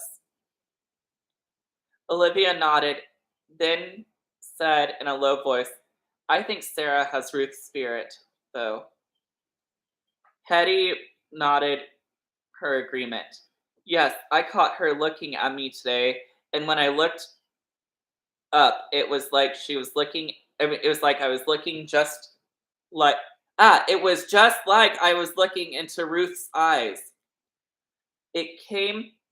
It gave me quite a start. I can tell you, it was like traveling back through time. Hetty pressed her lips together and turned away. Olivia knew she was feeling strong emotions. Hetty recovered quickly, however, and began putting the rolls in a basket.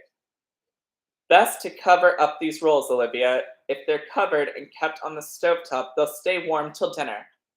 I'm glad you can see how clever Sarah is, Olivia said, ignoring her sister's attempt to change the subject. Yes, Sarah is clever, and she's bold, Hetty allowed. But she's not forward. She knows when to keep her own counsel, and she certainly has a generous helping of the king pride. Olivia did smile this time. It sounds like King Pride. It sounds like King Pride talking right now, Hetty. Hetty tossed her head. Humph, she declared, clearly not wanting to admit to her own generous share of that emotion. Where is Sarah anyway? I certainly hope she's upstairs working on her times tables. Olivia laughed. Oh, Sarah's not home. I thought you knew where she was. Not home? She left me more than an hour ago. No need to worry, Hetty. Sarah's probably playing with her cousins. Hetty looked annoyed. Without telling us where she is? Isn't that just like a Stanley running off? Well, this house has rules, and those rules are going to be laid down when she comes home. Olivia shook her head. Children are children, Hetty. I'm sure she's having a lovely time. It's good to see that she's starting to fit in, to make friends. It's a great relief to me, I can tell you. As long as she's not late for dinner, Hetty said. The sun was beginning to drop behind the knoll, and it seemed to Sarah as if the sky were all pink, blue, and gold. Great white gulls played tag over the water, while while on a nearby rock, a dark cormorant, cormorant perched, its scalloped wings outstretched, stock still, waiting for its prey in the calm water of the inlet. Sarah watched the sea for a long moment. Then she finished collecting her wildflowers and went directly to her mother's grave. She kneeled and carefully removing the flowers she had placed before, replaced them with fresh blossoms of wild purple aster and feathery goldenrod. Then, or these were the last wildflowers of the summer. Soon, only the bright red cranberries, foxberries, and hollyberries would give color to those plants that didn't sleep in the winter. When there when there aren't any more flowers, Sarah promised, I'll bring berries. When she had finished arranging her wild flowers, Sarah spread out her shawl and sat down on it opposite her mother's grave. I like your island more and more, she admitted in a near whisper. Aunt Aunt Olivia is very kind, she frowned. Still, it's going to be lonely, Mama. I don't think many of the children like me. I don't think they like Andrew much either. We're both outcasts because we're from far away, and as everyone keeps saying. Sarah sighed. I do wish Papa would write, and I do miss Nanny Louisa. Then, even more softly, she whispered, things aren't the way I thought they'd be. Her voice quivered, but she did not cry. She had cried herself out. Sarah? She suddenly turned to see Andrew standing quietly a few feet away. He carried his books in a book strap, and he was wearing his cap, which was perpetually cocked to one side. What are you doing here? She asked. I came looking for you. Oh, Sarah replied. She was surprised, but not at all unhappy to see him. In some ways, Andrew was worse off than she. She had to bear only Aunt Hetty's sharp tongue, but poor Andrew lived with Alec and Janet King. She had a room of her own at Rose Cottage, but Andrew had to share a room with that awful little Felix King, and even worse, he had to live under the same roof with Felicity. How are you? Andrew asked with concern. Aunt Janet said you almost starved yourself. Sarah looked down at the grass, then nodded. I'm eating now, she admitted. I also heard about your father. I'm sorry. Sarah pressed her lips together and, looking up, narrowed her eyes. Don't you dare say anything about my father. Whatever you heard about him is a pack of lies. Understand? Andrew looked embarrassed, and he shifted his weight from one foot to the other. Sure, I understand. Come on, walk with me. It's almost dinner time, you know.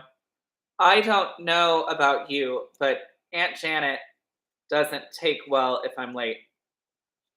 Excuse me. Okay, time for some more water.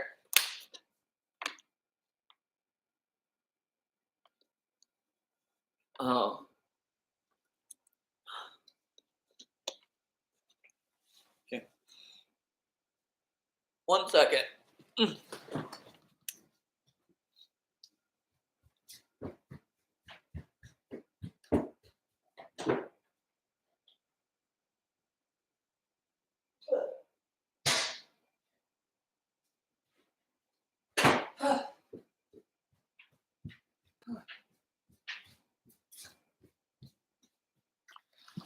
All right, I'm back. Sorry. Oh, I had to spit. You know that feeling.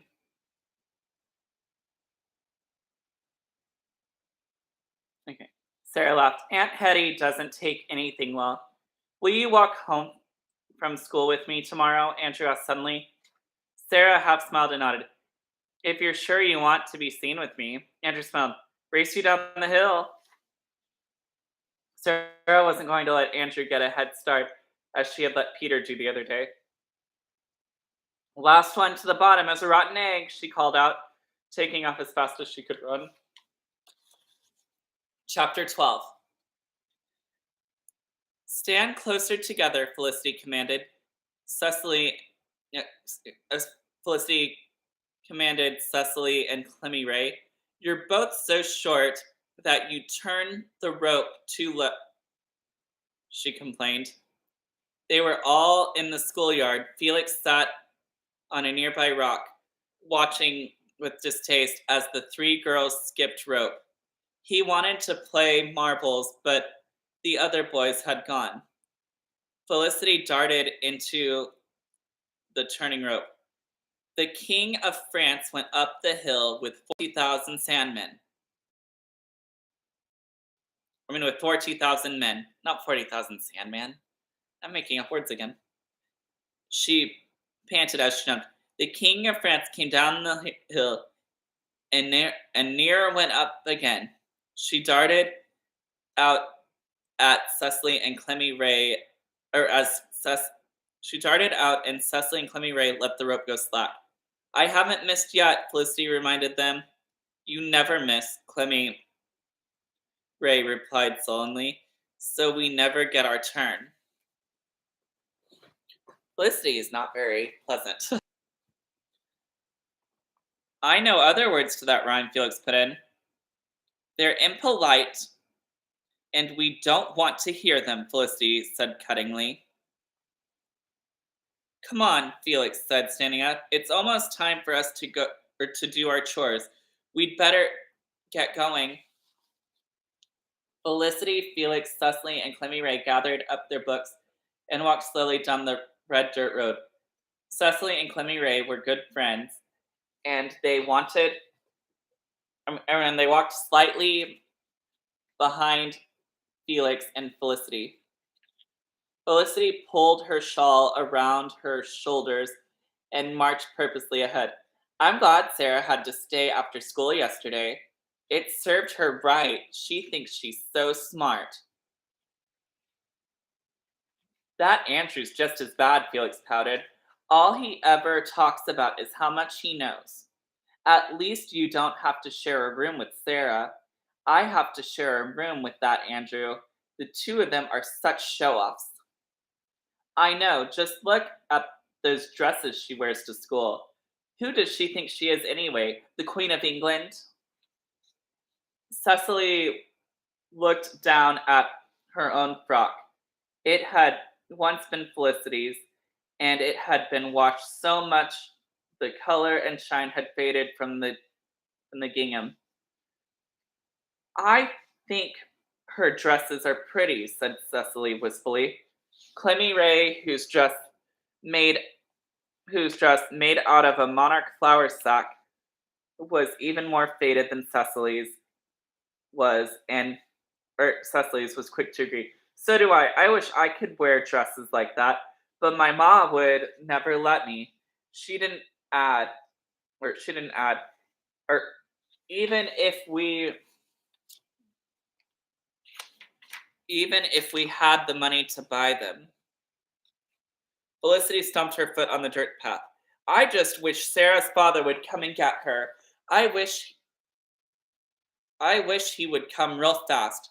Clemmy Ray shook her head slowly. My ma says there's not much hope of that. She says her father is a scandal, whatever that means. Felicity turned and looked down her nose at Clemmy Ray. It means, Clemmy, that Sarah's father has tarnished our family's good name. I personally am ashamed to be related to her. Cecily looked at her sister, then said quietly but firmly, I like Sarah, and I like Andrew too. They're our cousins, and you shouldn't talk that way, Felicity King. We wouldn't talk that way. We shouldn't talk that way. We shouldn't talk that way. Yeah, yeah, yeah, Felicity said, mimicking her younger sister. You're such a silly little do-gooder, Cecily. A real goody two-shoes. Or two-shoes. I said two-shoes, but it, my words kind of run together sometimes. Not tissues, two-shoes. Okay. Felix grinned mischievously, or mischievously, I should say. Hey, Felicity, maybe we should show Andrew and Miss Sarah Stanley who's boss around here. Felicity smiled, and I think I know just how to do that. How? Felix asked, scratching his head.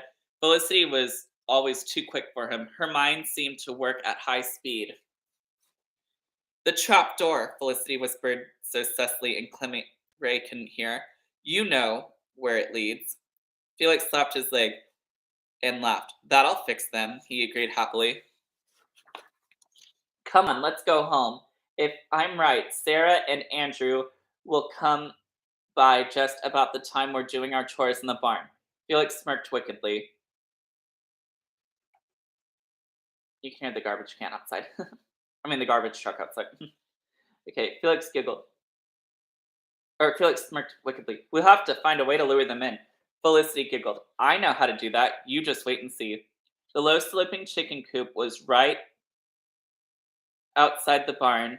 Felicity and Felix were gathering eggs, all the while keeping a lookout for Sarah and Andrew's approach. We'll get them.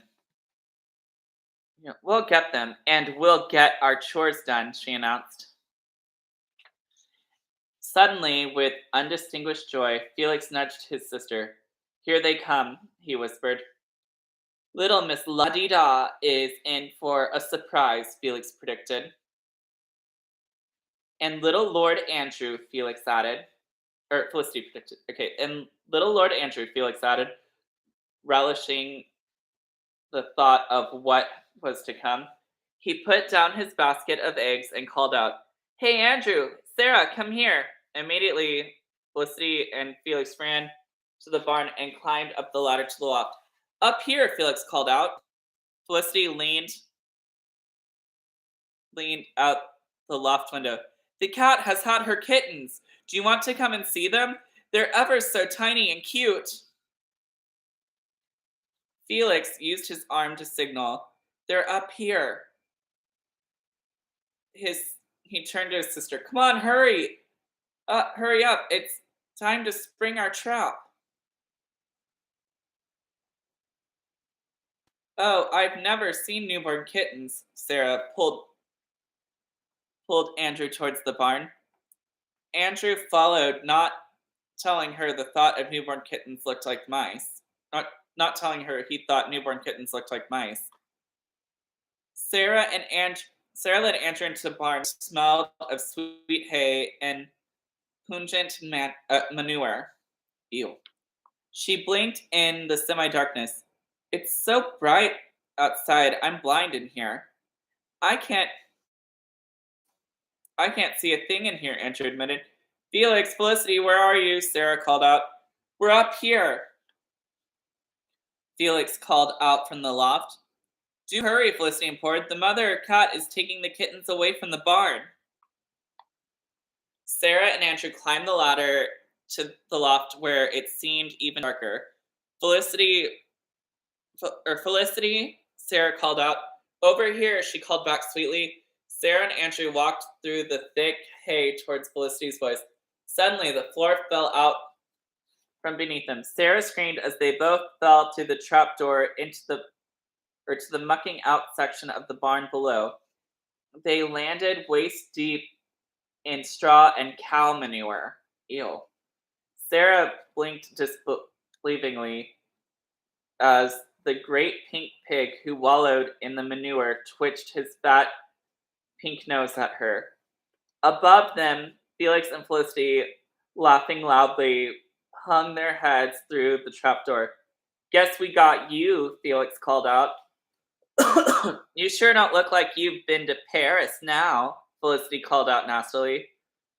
And you don't smell of French perfume either.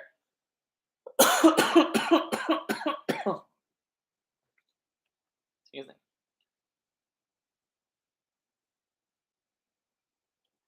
Felix pulled on Felicity's sleeve. We better get home. We better get our eggs and get home, he prodded.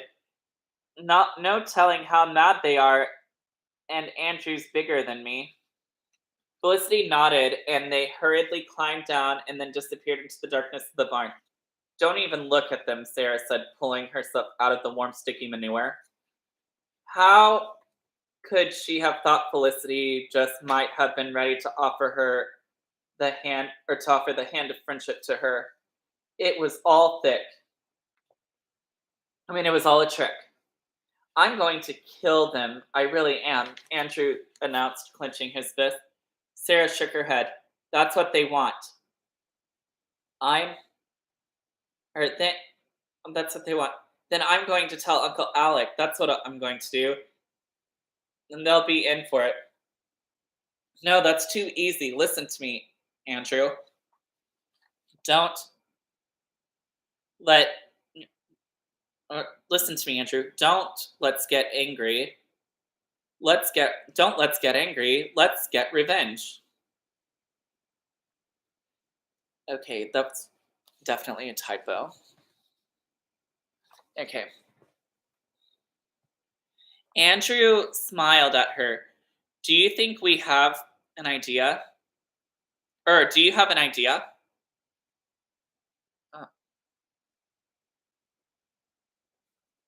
How did I already get dog hair on me from just petting him? Okay. Do you have an idea? Not yet, but I will. I just have to think. In the meantime, we'd better clean up. Let's go to the pond. The two of them walked as quickly as they could to the pond. I feel like my own smell is chasing me, Andrew said as they hurried on. He shook his head. The water's going to be cold. We'll just have to bear it, Sarah said. You mustn't let them know that they've succeeded in upsetting us, Andrew. I think you're a better actress than I am an actor. By the edge of the pond, Sarah slipped off her dress and rinsed it out. She wasn't at all cold in just her underskirts because it had been warm all day and the warmth lingered. She hung her dress on a branch to dry. Once she had thought it would be fun getting dirty, but this had not been fun because it wasn't a game. Felix and Felicity had taken advantage of her and Andrew. They'd been just plain mean. Gingerly, Sarah and Andrew washed in the cold pond water. Good thing the sun's been shining all day, Andrew said. Otherwise, this water would really be like ice. Oh, this chair. This chair is sometimes uncomfortable. I think my leg's asleep. They won't get away with it, Andrew. We'll think of some way to get them back. We'll think of the perfect way to get even. Peter Craig suddenly poked his head through the low bushes next to the pond. They got you, did they? Felix and Felicity, I mean. You know you're not the first people they played that trick on. On you too? Andrew asked. Peter blushed. Yeah, a long time ago. How did you find us? Sarah asked as she splashed water on her legs and arms. Followed the smell. He laughed. Then, more seriously, I saw you running away from the barn. We'll get even, Sarah vowed. If it's revenge you want, I'm sure Peg Bowen could do something about them. If anyone could, she could. Who is Peg Bowen? Sarah asked with curiosity. It seemed to her she heard that name before, but she couldn't remember where. They say she's a witch, Peter confided. Everyone's afraid of her. Sarah smiled. She remembered now that she'd heard Clemmy Ray talking about the witch Peg Bowen. Are Felicity and Felix afraid of her? Peter nodded. Oh, yes. Can you take her to us? Oh, wait, can you take us to her? Dang. Okay. Sarah asked, well, actually, I have to take her these eggs, but I'm not sure how she'd feel about meeting strangers. Then we'll find out where she lives and go by ourselves. I don't think that's a very good idea, Andrew interjected. Peter rubbed his chin. I'll take you, he relented. But you mustn't act afraid. Oh my gosh, my legs are asleep. Okay. Sarah looked at him hard. I'm not afraid, she said firmly. I don't believe in witches. Well, not really. Peter covered the eggs carefully. This way, he led them towards the pine forest beyond the knoll. Now, Peg Bowen was a rather special person, and though some people called her a witch, that didn't mean they didn't respect her. The truth was, like her mother before her, Peg Bowen studied the plants that grew on the island. She knew how to make medicines and ease pain.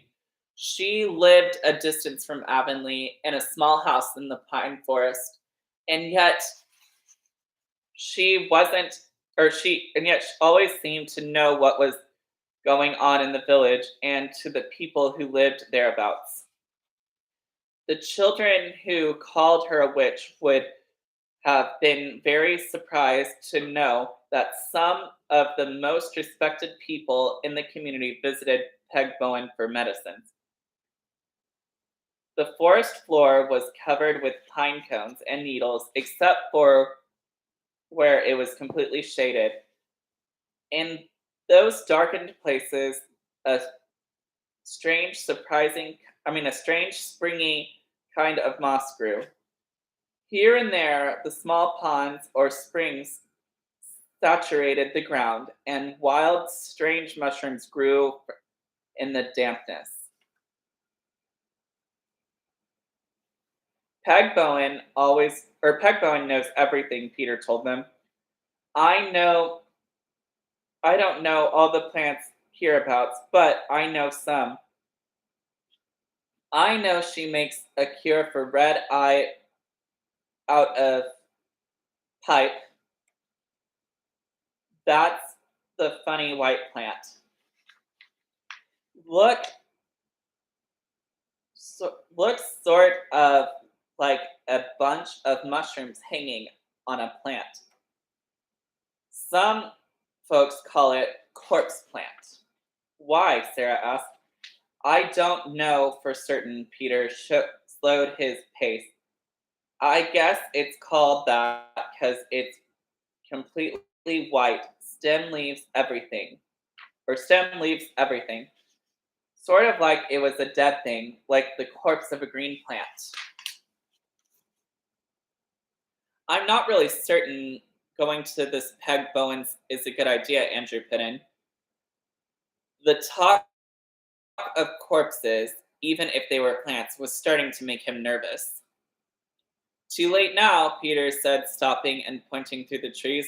There's her house, and unless I miss my guess, she already knows we're here. Peg Bowen's cottage was at the center of a small clearing. It was a ramshackle wooden affair. Flowers and herbs grew around it and were hung outside to dry in bunches. It was much smaller than any house Sarah had ever seen. Inside, it could have been more than one time. Inside, it couldn't have been more than one tiny room.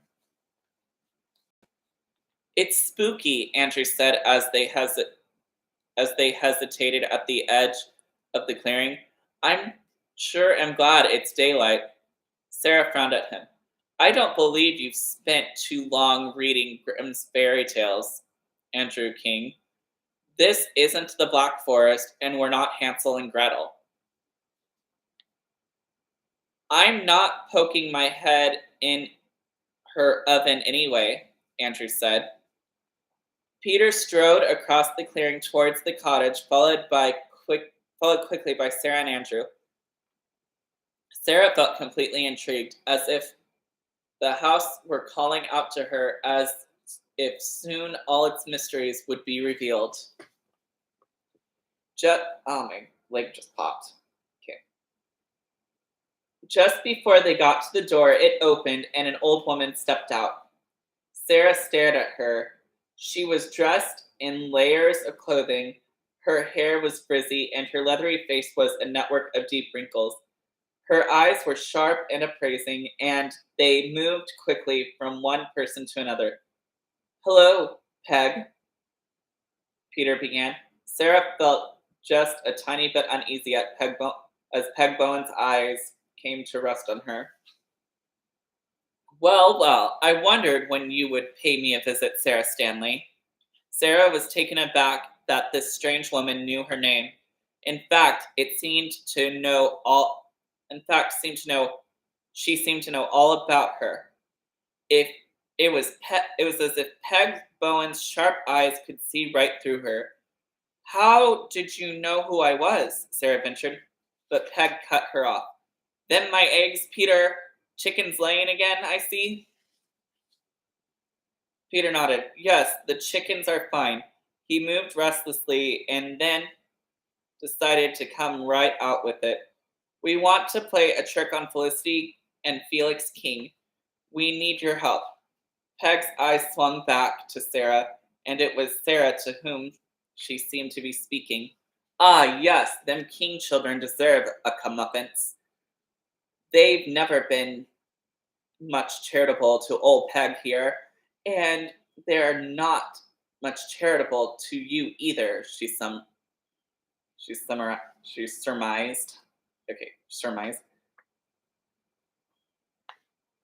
Sarah looked back at Peg Bowen unblinkingly. We don't really want to hurt them. We just want to make them feel the way we felt, Andrew added. He felt braver now. Peg fished in her pocket and smiled. I think your cousin should try some of my magic seeds. She leaned towards Sarah. You will see, Sarah Stanley, that trickery of the mind is just as potent as trickery of deed. I think I know what you mean, Sarah said. Well, you come inside and we'll have some tea. I'll tell you how my magic seeds work. Sarah nodded and started to climb the steps. Is your oven lit? Andrew suddenly asked. Peg Bowen didn't smile. The tea is ready, hot, if that's what you mean. Aunt Hattie would have been aghast to know that Sarah was having tea with Peg Bowen, but at that particular moment she had no idea where Sarah was. I told you to come straight home, Hetty fretted. That was hours ago. I told her to come straight home, Hetty fretted. That was hours ago. Does that child not listen? What a question. Her mother never listened either. They're like two peas in a pod. I'm sure she just forgot the time. There aren't so many nice days left, Hetty. Soon it will be cold outside. Let her enjoy herself. She'll be here. After all, she was a little late yesterday as well. I would certainly like to know where she disappears to, Olivia smiled. Well, I found fresh flowers on Ruth's grave. I think she may go there sometimes. Hetty turned and looked at Olivia. Though Olivia's revelation made her feel ashamed for asking about Sarah's whereabouts, she didn't show it. Well, Hetty hesitated. She should still be here in time for dinner. She leaned over and pulled the curtain aside so she could look out the window. It's getting late. Olivia suppressed a smile. You, if I didn't know any better, I'd say you were concerned about her. Good grief. Here she comes now, Hetty said in irritation. Good heavens, where's her dress? She's running around in her undergarments. Sarah bounded into the house, hoping not to be seen until she had washed properly. In the name of Providence, Hetty shrieked. No, don't tell me. Maybe people in Montreal run in all states of undress, but they do not so in Avonlea. Sarah paused, looking first at Hetty and then at Olivia. Do go to the bathroom and get yourself decent, Hetty commanded. Then come and help get dinner ready. Olivia sniffed the air. Manure, she thought to herself. The pungent odor was unmistakable. She smiled at Sarah and grasped her shoulder firmly. Let's go to the bathroom, she said as soon as they were out of earshot. My goodness, Sarah, whatever happened? I do think a bath is in order, not just a wash. I'll get the tub. I guess I do need a bath. Olivia smiled.